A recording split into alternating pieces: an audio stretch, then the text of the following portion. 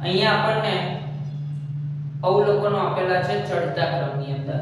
કે 6 7 x - 2 x 17 અને 20 અને આ અવલોકનોનો મધ્યસ્થ આપ્યો છે 10 તો x કેટલા એવો પ્રશ્ન પૂછ્યો છે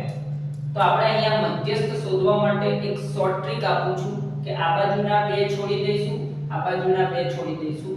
વચ્ચે જે વધે છે બે સંખ્યાઓ આ બંનેનો સરવાળો કરીને ભાગાકારમાં બે મૂકીશું એટલે મધ્યસ્થ શોધવાનો છે તો મધ્યસ્થ બરાબર આ બંનેનો સરવાળો કરીશું x - 2 x ડિવાઇડેડ બાય 2 મધ્યસ્થ આપણને 10 આપ્યો છે x x 2x - 2 છેદમાં 2 હવે જો અહીંયા બે તમે કોમન લઈ લો તો બે કેન્સલ પણ થઈ જશે નહીતર પછી વિધિ કરવા જઈએ તો આ બે ને અહીંયા ગુણાકારમાં લઈ જવા પડશે 2 દાન 20 2x - 2 આ બે છે આ બાજુ આવશે એટલે પ્લસ થશે તો 20 ને 2 22 બરાબર 2x તો x બરાબર કેટલા થશે 11